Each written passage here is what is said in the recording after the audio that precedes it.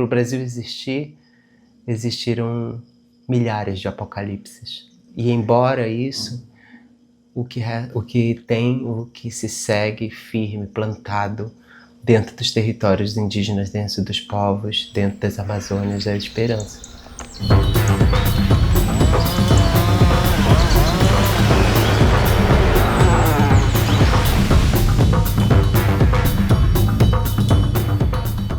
A mudança climática, quem diz é quem tem muito otimismo, né? A gente vive um momento de crise climática, crise já instalada, já vista por terremotos, por tremores de terra, por derretimento de geleiras, por tsunamis. A gente está vivendo agora, dentro das Amazônias, a maior crise climática do século.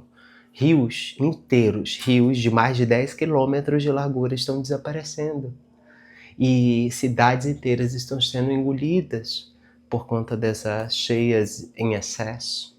Ou seja, ciclos naturais alterados por conta dessas crises e de um impacto invisibilizado. De um lado a outro, de um hemisfério a outro do planeta, a gente já vê os sinais da Terra que se expressam nas águas, que se expressam nos céus e afetam, sobretudo, os mais pobres e de origem racializada pelo racismo ambiental.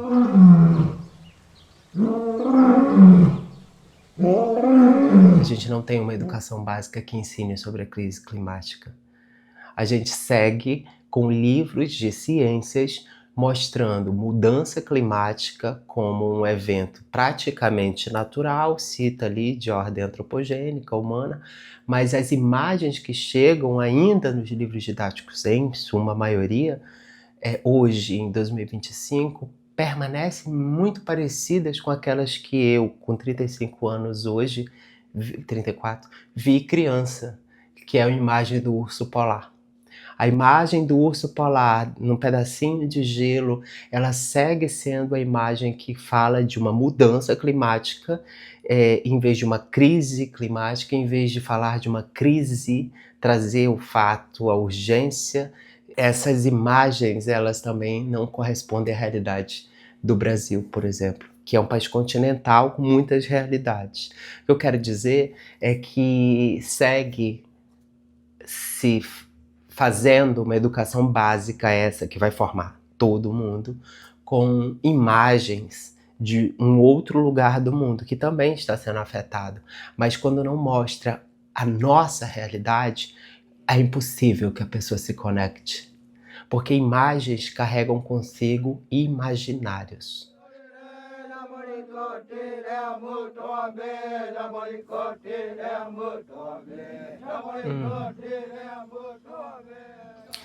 Eu acho que é preciso, não somente possível, ter esperança.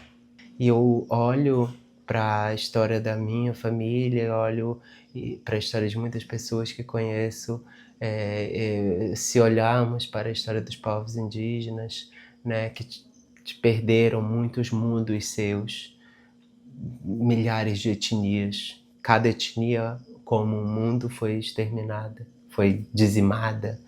Para o Brasil existir, existiram milhares de apocalipses. E embora isso, o que se segue firme, plantado dentro dos territórios indígenas, dentro dos povos, dentro das Amazônias, é a esperança. É uma busca, uma luta por dignidade, uma luta por vida, por um reflorestar, sabe, da terra, por uma escuta da terra que não sejam gritos, como todos os que a gente ouve com as catástrofes climáticas. Porque as catástrofes climáticas, elas são gritos da terra, gritos de agonia, gritos como uma avó braba com os netos. Me respeitem, é isso que ela grita. Então, é preciso, mais que possível, ter esperança de a gente poder se escutar sem ser gritando.